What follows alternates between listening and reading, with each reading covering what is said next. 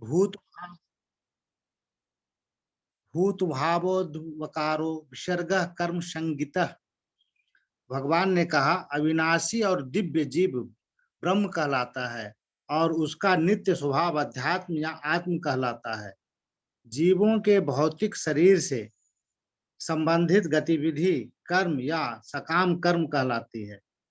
ब्रह्म अविनाशी तथा नित्य है और इसका विधान कभी भी नहीं बदलता, किंतु ब्रह्म से परे पर ब्रह्म होता है। ब्रह्म का अर्थ है जीव तथा पर ब्रह्म का अर्थ भगवान है। जीव का स्वरूप भौतिक जगत में उसकी स्थिति से भिन्न होता है। भौतिक चेतना में उसका स्वभाव पदार्थ पर प्रभुत्व जताना है, किंतु आध्यात्मिक चेतना या कृष्ण भावना अमृत में उसकी स्थिति परमेश्वर की सेवा करना है। जब जीव भौतिक चेतना में होता है तो उसे इस संसार में विभिन्न प्रकार के शरीर धारण करने पड़ते हैं। यह भौतिक चेतना के कारण कर्म तथा विविध सृष्टि कहलाता है। वैदिक साहित्य में जीव को जीवात्मा तथा ब्रह्म कहा जाता है, किंतु उसे कभी पर ब्रह्म नहीं कहा जाता। जीवात्मा विभिन्न स्थितियां ग्रहण करता है।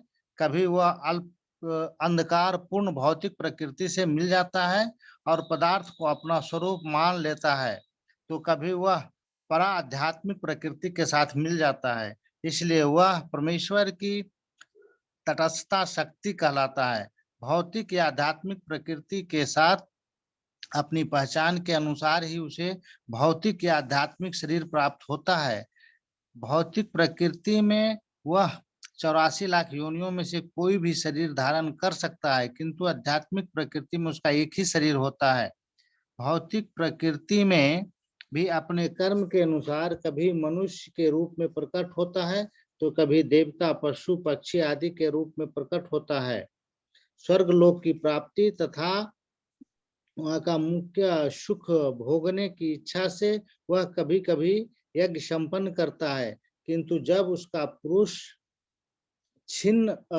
उसका पुण्य छिन्न हो जाता है तो वह पुनः मनुष्य रूप में पृथ्वी पर वापस आ जाता है। यह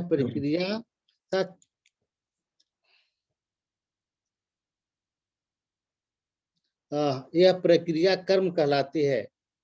छंदोग्य उपनिषद में वैदिक यज्ञ अनुष्ठानों का वर्णन मिलता है। यज्ञ की वेदी में 5 अग्नियों को 5 प्रकार की आहुतियां दी जाती है।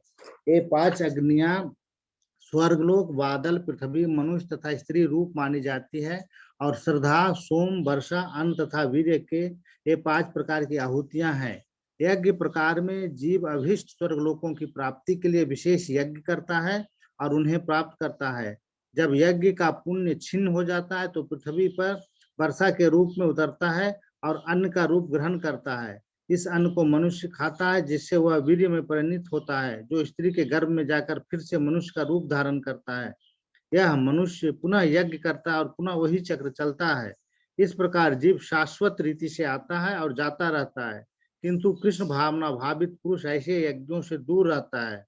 वह सीधे कृष्ण भावना अमृत ग्रहण करता है। इस प्रकार ईश्वर के पास वापस जाने की तैयारी करता है। भगवत गीता के निर्विशेषवादी भाष्यकार बिना कारण के कल्पना करते हैं कि इस जगत में ब्रह्म जीव का रूप धारण करता है और इसके समर्थन में वे गीता के 15वें अध्याय के 7वें श्लोक को उद्धृत करते हैं, किंतु इस श्लोक में भगवान जीव को मेरा शाश्वत अंश है भी कहते हैं। भगवान का यह अंश जीव भले ही भौतिक जगत में गिरता है, किंतु परमेश्वर जीव कभी नीचे नहीं गिरता। अतः यह विचार कि ब्रह्म जीव का रूप धारण करता है ग्राह्य नहीं है।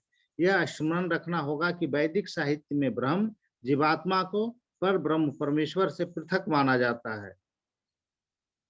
अधिभूतम क्षरो भावः पुरुषाधिदैवतम अधियज्ञो अहमेव वान देहे देहभृताम वरः। हाँ प्रभु जी, चौथा श्लोक पढ़ सकते हैं? पढ़ी। आदिभूतम क्षरो भावः पुरुषाश्चाधिदैवतम् अधियज्ञोऽहमेवात्र देहे देहभृताम्बरः। O best of embodied beings, the physical nature which is constantly changing is called Adibhuta, the material manifestation. The universal form of the Lord which includes all the demigods like those of the sun and moon, is called Adi Deva.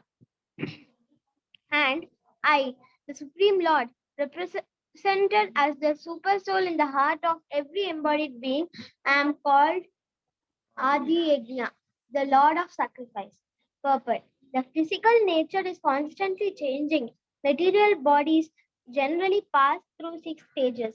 They are born, they grow, they remain for some duration, they produce some byproducts, they dwindle, and then they vanish. This physical nature is called Adi Bhuta. It is created at a certain point and will be annihilated at certain point. The conception of the universal form of the Supreme Lord, which includes all the demigods and their different planets, is called Adi Devata.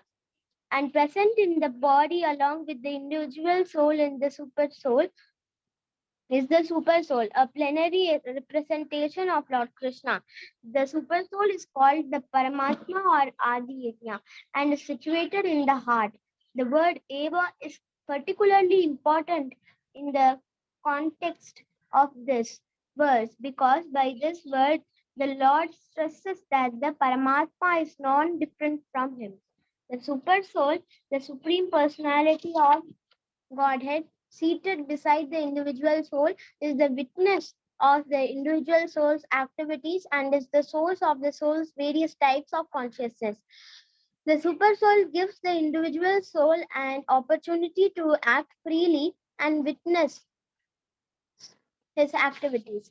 The functions of all these different manifestations of the Supreme Lord automatically become clarified for the pure Krishna conscious devotee engaged in transcendental service to the Lord. The gigantic universal form of the Lord, called Adi Devata, is contemplated by the neophyte who cannot approach the Supreme Lord in his manifestation as Super Soul. The neophyte is advised to contemplate the universal form or Virat Purusha, whose legs are considered the lower planets, whose eyes are considered the sun and moon, and whose head is considered the upper planetary system.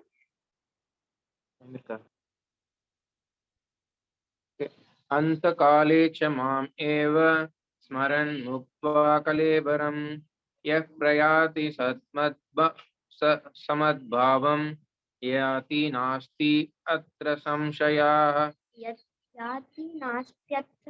नास्त्यत्र संशयः. And whoever at the end of his life quits his body remembering me alone at once attains my nature. Of this there is no doubt. In this verse, the importance of Krishna consciousness is stressed. Anyone who quits his body in Krishna consciousness is at once transferred to the transcendental nature of the Supreme Lord. The Supreme Lord is the purest of the pure. Therefore, anyone who is constantly Krishna conscious is also the purest of the pure.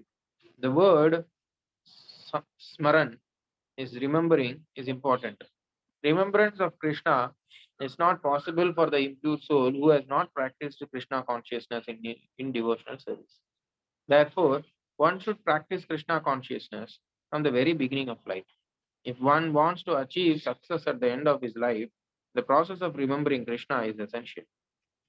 Therefore, one should constantly, incessantly chant the Mahamantra, Hare Krishna, Krishna Krishna, Hare Hare, Hare Rama, Rama Rama, Hare Hare. Lord Chaitanya has advised that one be as tolerant as a tree, Karor eva Shakishnuna. There may be so many impediments for a person who is chanting Hare Krishna. Nonetheless, tolerating all these impediments, one should continue to chant Hare Krishna, Krishna Krishna, Hare Hare, Hare Rama, Rama Rama, Hare. So that at the end of one's life, one can have the full benefit of Krishna consciousness. Hare Krishna. Hare Krishna. Hare Krishna.